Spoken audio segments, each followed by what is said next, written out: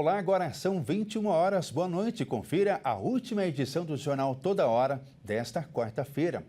Começo falando do presidente Lula. Hoje ele decidiu vetar o projeto que aumenta o número de deputados federais de 513 para 531. Lula tinha até esta quarta para sancionar ou vetar o projeto. O presidente do Senado, Davi Alcolumbre, da União, havia declarado que, caso Lula não se manifestasse sobre a proposta, ele decretaria o aumento do número de deputados. Segundo pesquisa Quest divulgada nesta quarta, 85% dos brasileiros se diziam contrários à ampliação no número de deputados. O veto de Lula terá de ser analisado pelo Congresso Nacional, que poderá manter ou derrubar a decisão.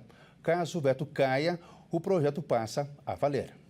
Agora eu falo sobre o Itamaraty e o Ministério do Desenvolvimento, Indústria, Comércio e Serviços, que enviaram uma carta ao governo dos Estados Unidos, na qual manifestaram indignação após a imposição de tarifas de 50% sobre produtos brasileiros. O governo brasileiro manifestou aos Estados Unidos sua indignação diante dos anúncios de tarifas, mas reiterou que permanece pronto para dialogar sobre o comércio entre os dois países, segundo uma carta divulgada nesta quarta-feira. O documento foi enviado ao secretário de Comércio dos Estados Unidos, Howard Lutnick, e ao representante comercial, Jameson Greer. O Brasil permanece pronto para dialogar com as autoridades americanas e negociar uma solução mutuamente aceitável sobre os aspectos comerciais da agenda bilateral, diz a carta, assinada pelo vice-presidente e ministro da Indústria e Comércio, Geraldo Alckmin, e pelo chanceler, Mauro Vieira. O presidente americano Donald Trump ameaçou na semana passada o Brasil com tarifas de 50% sobre as importações brasileiras, a partir de 1º de agosto. A imposição das tarifas terá um impacto muito negativo em setores importantes de ambas as economias, colocando em risco uma parceria econômica historicamente forte, destaca o texto de uma página. A carta brasileira não menciona a investigação aberta na terça-feira pelo governo Trump contra o país por suas práticas comerciais. O Brasil apontou que há meses solicitou aos Estados Unidos que identificassem áreas de preocupação no comércio bilateral e que, em maio, apresentou uma minuta confidencial de proposta para explorar soluções mutuamente acordadas. O governo brasileiro ainda aguarda a resposta dos Estados Unidos, afirmaram Alckmin e Vieira. Hoje o futebol brasileiro comemorou um aniversário bastante indigesto. Há 75 anos, o Brasil perdia em pleno Maracanã a final da Copa do Mundo para o Uruguai.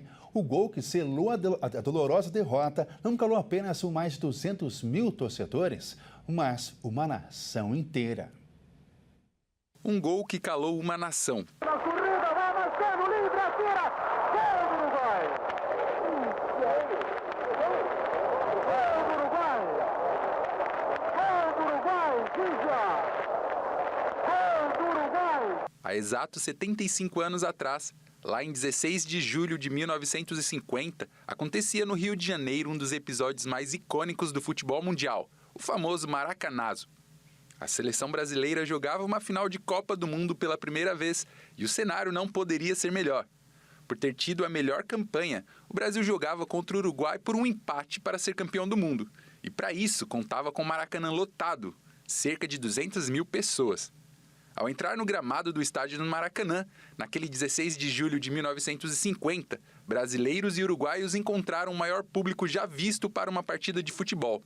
174 mil pagantes, somados a uma estimativa de 50 mil penetras, número que não pôde ser precisado porque as catracas do estádio quebraram. Havia entre 200 mil e 220 mil pessoas presentes. Com bola rolando, o primeiro tempo terminou em 0-0. Mas já no início do segundo tempo, Friaça abriu o placar para o Brasil.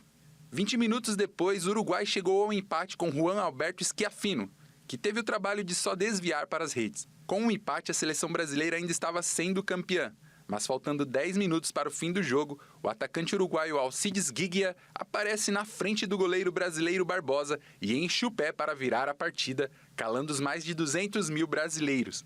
E o atacante Giglia, que morreria exatamente no dia 16 de julho de 2015, há 65 anos após dar o título ao Uruguai, foi o responsável por calar o Brasil inteiro, mas também ele é o último herói a dar um título mundial aos uruguaios. Para eles, um feliz Maracanazo. Para nós, um recorte de um pesadelo. Eu fico por aqui, você confere mais notícias do Brasil e do mundo no Jornal das 22 com Alexandre Jaqueto.